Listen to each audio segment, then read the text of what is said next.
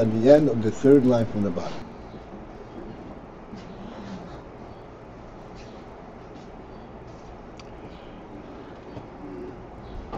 So we talked about the tzimtzum and the effect of the tzimtzum, the Ayin of mokoin, which is essentially the basis for kelim.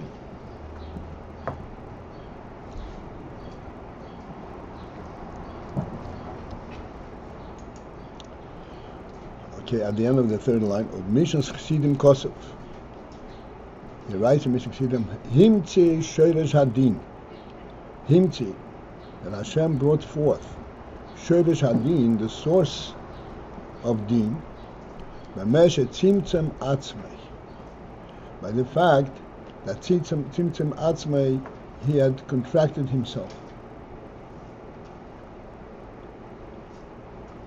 And we know that the tzimtzum atzmei does not mean himself, but it means the oir that emanates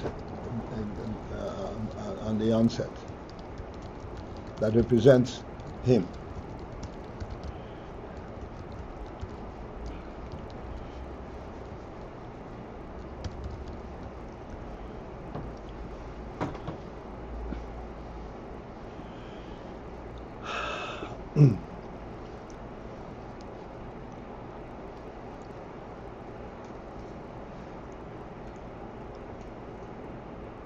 I would like to focus in a little bit, because we discussed before tzimtzum atzmei, yes, tzimtzum kipshutei, not kipshutei. What is in fact the phenomenon of the tzimtzum? Just as a touch.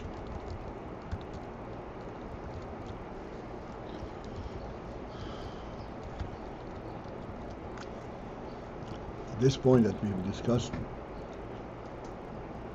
so much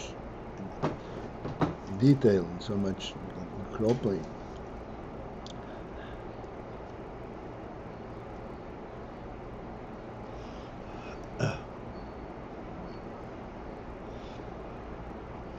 in Eshel Oyer, which is the Oyer, I did call it. The oil in Sof, and it's Ein Sof because it is the oil of the Etzem.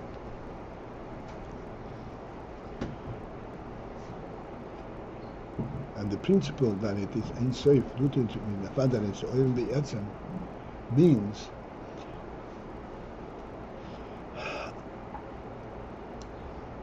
that in this oil, it is totally obvious that the whole phenomenon of the oil is the representation of the Etzem.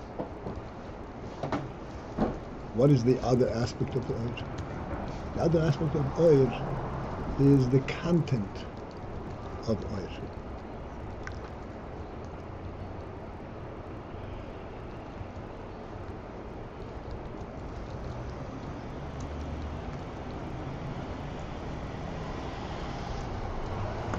I don't want to go too far out. I just want to point out something which we have already discussed, and I wanted that we should have the opportunity to actually sense it, this phenomenal Ayin.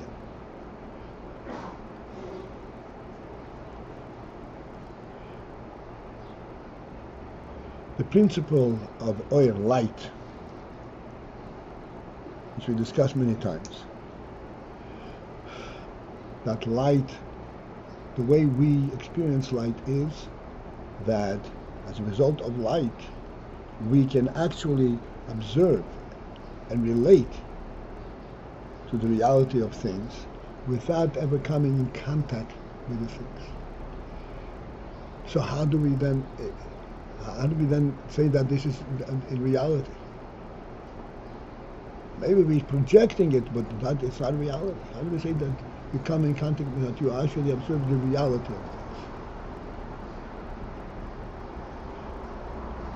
And the answer, of course, is that all things exist not by virtue of their own existence, that they don't, not by virtue of them making themselves, like the theory of evolution, everything makes itself.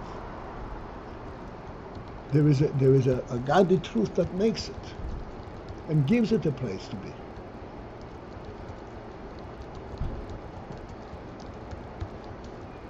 So the real truth about everything is not its present being, but it is the fact that there is a godly will and force that makes it be,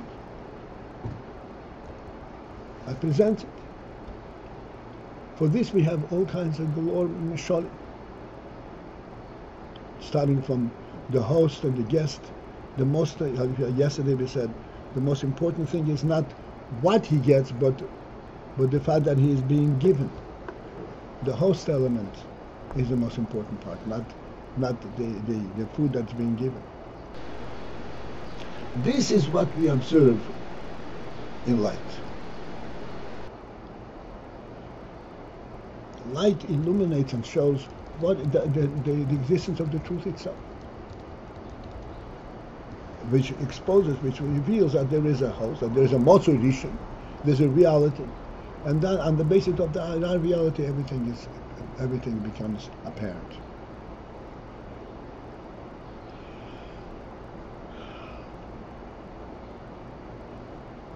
When it becomes apparent, you notice not only the fact that there is a basis, the motzurishon, but what it is that this is showing. The quality of it, the seichel and the midah that it reveals. This seichel and midah, this is already at a lower level. This is the mitzias itself. This is not yes, it comes and it's based on the etzem. But if you focus on what it is, like in the case of the host, if you focus in on the actual meal that is being served, you have a much lesser element than focusing on the fact that there's a host who is serving it. So the tzimtzum element is that the presence of the etzem is being camouflaged, is being restrained. The presence, you can't see into the oil in the presence of the etzem. What you see is what the oil is representing.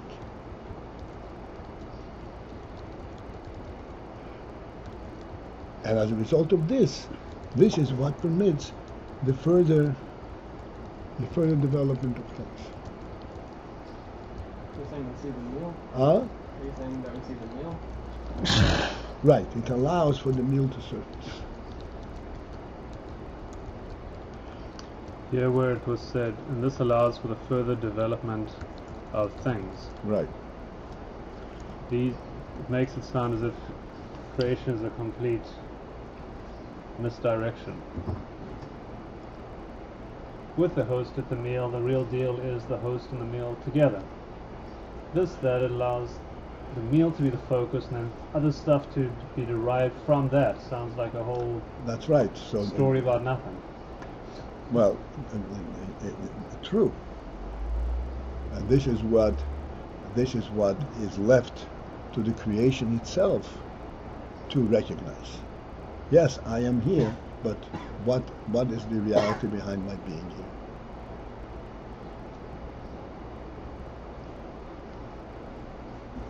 This is where that principle becomes revealed on the bottom echelon, on the bottom platform. Like by being devoid of that light, so the remainder, the meal gets to ask, what am I here for? Yeah. And ultimately, it reconnects. This is what the tzimtzum is. Okay. And this is what's called shoresh hadin b'mesha tzimtzum atzmai. But tzimtzum atzmai, now it becomes possible to identify din, and identify different places. When you have the etzem itself, there's no different places. There's one reality. When this one reality is something, is not coming, not forward in, expressing itself, then you begin to identify many different places, many different qualities. This is the Shoresh Adin. Shoresh Adin means, as I said, Din means everything has its particular place.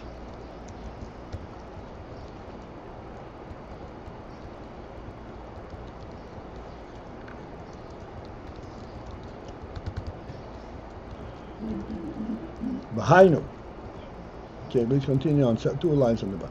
Bahainu, which means the Bechinas Mokoin. Now the whole aspect of Mokoin, because this is what the tzimtzum enabled, the tzimtzum revealed, the union of Mokoin, that things exist by virtue of the fact that there is a place for them. So this Bechinas Mokoin hu ha-cholol, this is the cholol, this is the quote-unquote emptiness, sheboy nitztaru kol ha'olamas, where all the worlds were defined.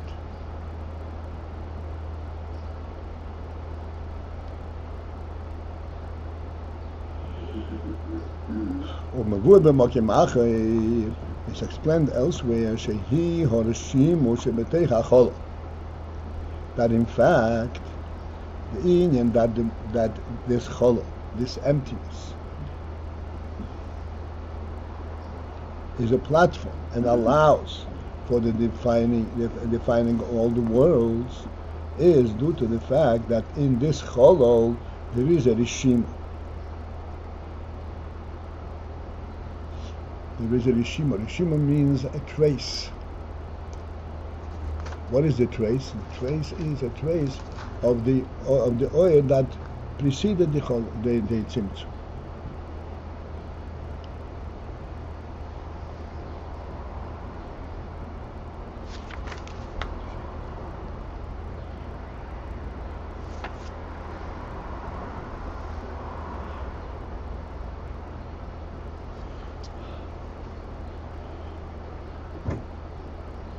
Shezehu, we'll try to put things in perspective, but we have to go through inside first. This is the Rishimo Shebetei HaChol. The principle of the Rishimo of trace, as we're going to be discussing. The trace means that even though the oil, the initial oil, was now removed, but there's a trace remaining. And the trace means that yes, indeed, the oil was removed, but it wasn't removed that the principle that there was oil in here at one time. That's a trace.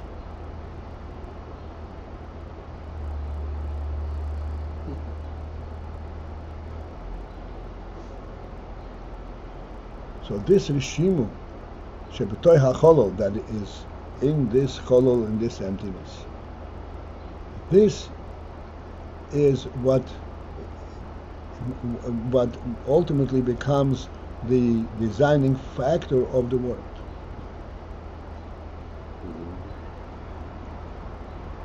Shezehu Bechinas HaMokoin. This is Shimu. This is Bechinas HaMokoin. This is the Mokoim element. Shenizgale al dei hatzimtzum, that came to surface as a result of the tzimtzum.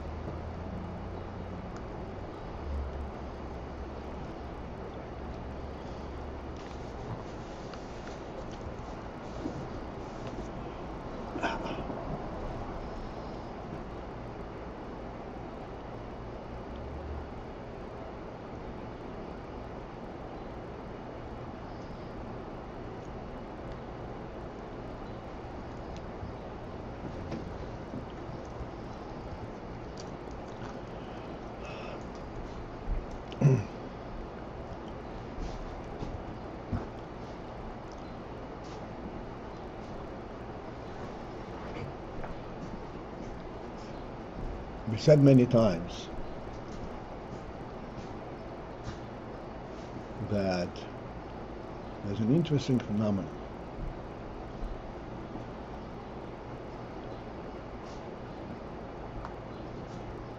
And we all understand that light is something which is identified by sight. The hands, no other faculty can actually relate to the phenomenon of light. Sight is what is the means by which we identify with light.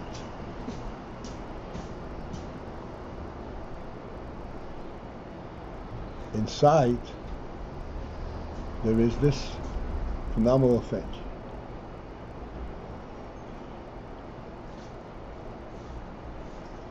As we spoke many times, in sight,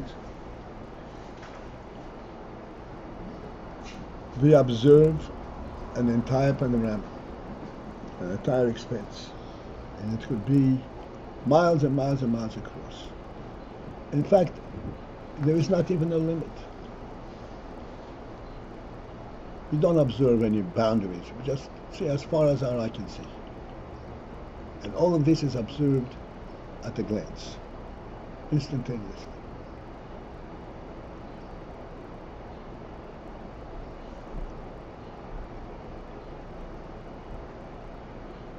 But then in this instantaneous observation is actually included an enormous amount of space, of mokum, which permits for untold development.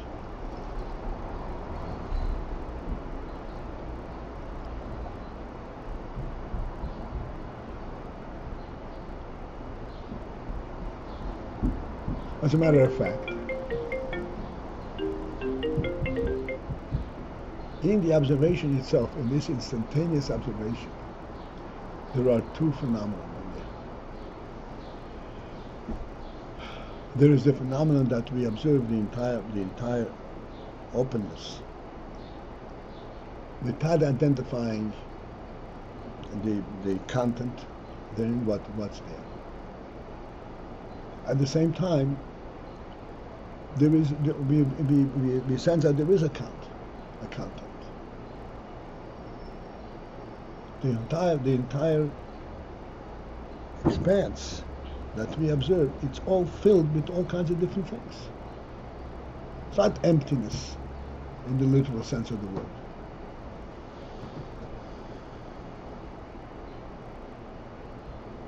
But we do not observe this entire expanse by identifying each point by its content. This is a tree, and next to the tree is another tree, and next to the other tree there is a space, and then there is a rock. This is not how we accumulate the observation of this space. You see it all as one expanse of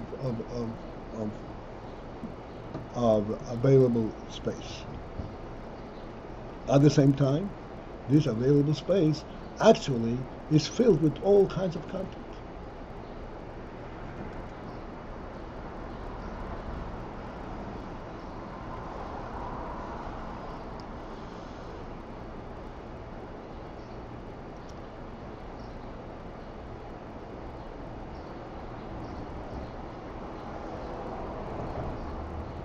So far, so good? Yeah, I'm just wondering what the name show. Wait a second, I'm not finished. Do we see this? The two aspects The details in this observation. Not the detail, that which fills this place.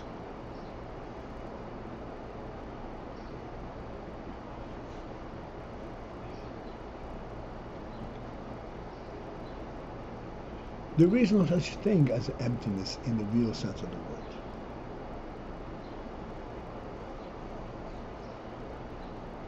Because it's all coming from a real source.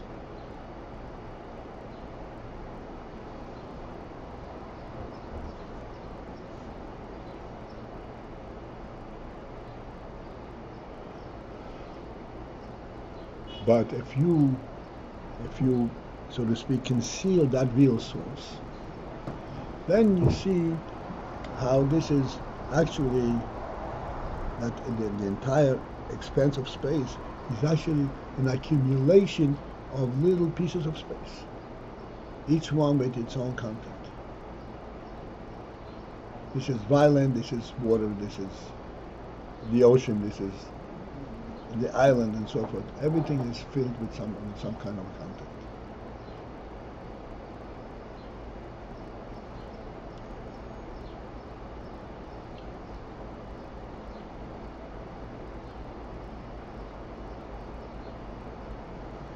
So that when you actually tzimtzum, so to speak,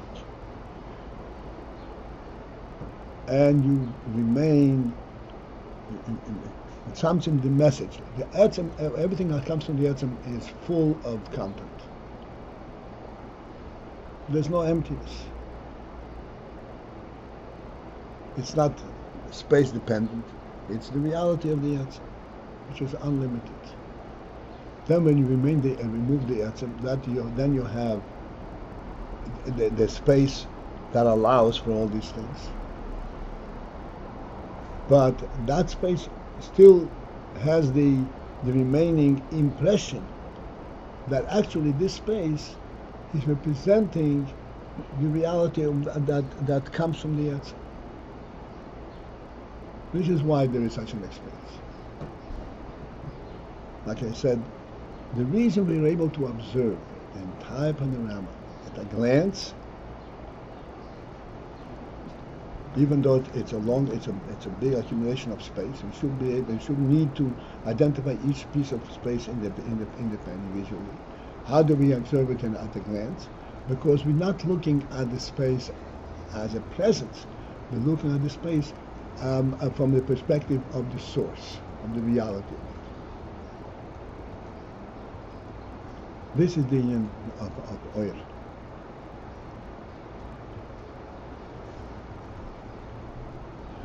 So this Ayin, that you're looking at it from a reality perspective, then there is a tzimtzum in this, so you see it as a metzius of space.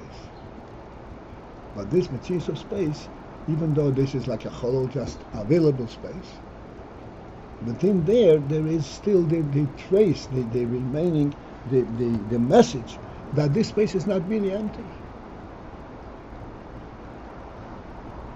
That there is all the message or all the reality that comes from the etzem.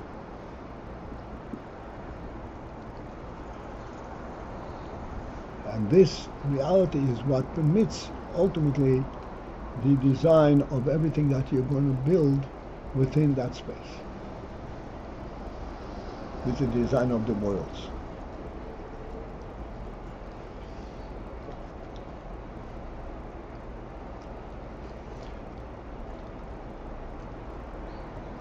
Okay.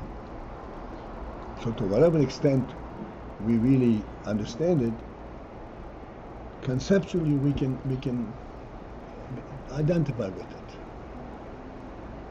And the whole point of it here is that it is the tzimtzum that ultimately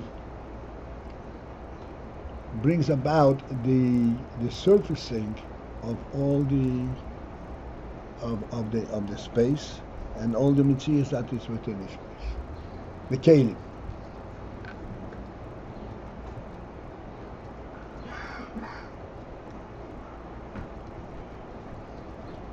Let's go back to this panoramic view.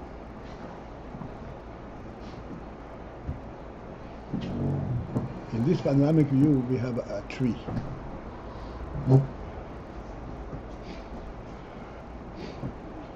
Now, what are we observing of the tree? We all know that a tree has a chayus, has a life element, and this life element is being supported by the life element in the earth. The tree is not what it appears to be. There's a reality behind that appearance.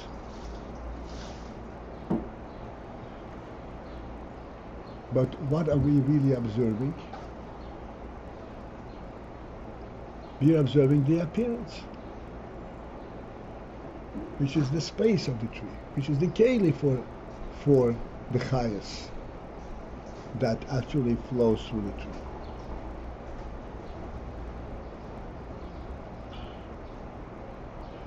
This is the principle. That as a result of the tzimtzum, when you don't think about the tzimtzum, you talk about the reality itself. Reality itself is life only.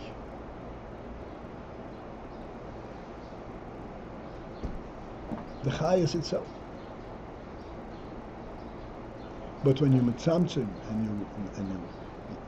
you distract from seeing the essence, you see the mitzias, the mokum, then all of a sudden what appears is the mokum, the keli, the apparent presence. But this apparent presence is only a keli for the highest that is within it.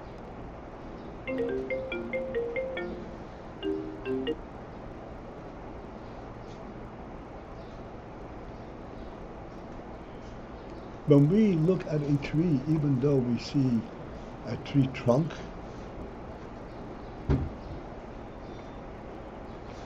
but along with that trunk, we are observing immediately. This is not just a trunk. It's an upstanding trunk. How did it stand? Did it stand on its physical structure, and it stand because of its chayas? It stands because of its chayas, because it has roots in the ground.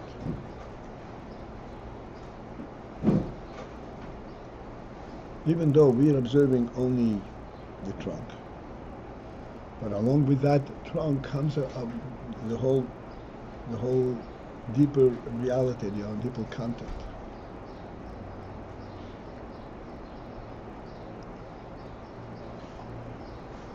So therefore, what we are observing is only a keli that is camouflaging the oil that we are actually observing through the keli.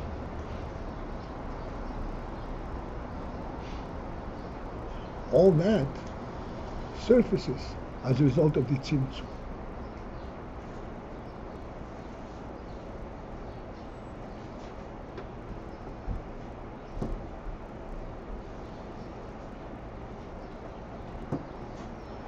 That what is the tzimtzum? That you're seeing it because you're first seeing the space, rather than seeing the truth, what this is about. What is a tree about? Let's see if we can just focus in for a moment. The tree is a godly statement. Tachi horetz dasha. Let the earth produce vegetation. This is what the tree is about.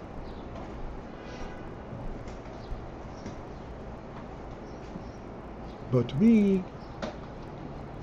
come to see it at a different level and from a different angle completely. We start from the trunk, and through the trunk we recognize this is what's called the logical seichel. It doesn't stand on its own like the trunk. It stands because there is chayas in it.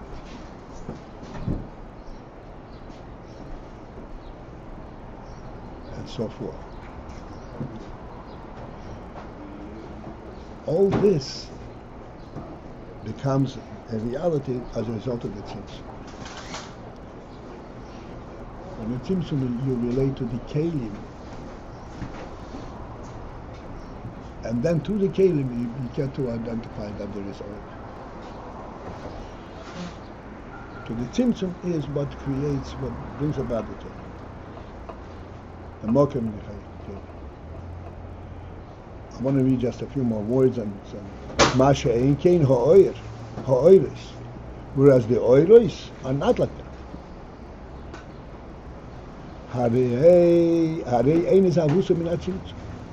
They are coming forth is not from the tzimtzum. The oiros are not coming from the tzimtzum. But this is where we're going to stop today.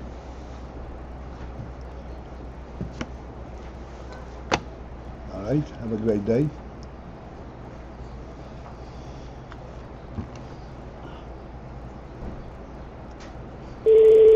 What do you say, Akiva? I mean, Huh? it's exciting. Have a great day. What? It's exciting. It's exciting. Yes. Yeah, I agree with that.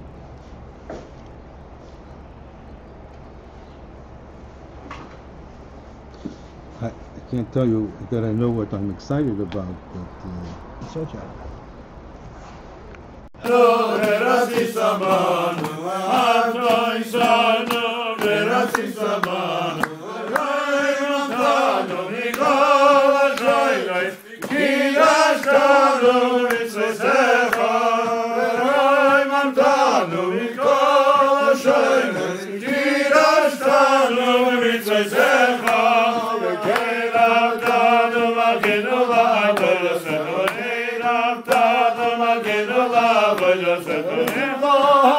Just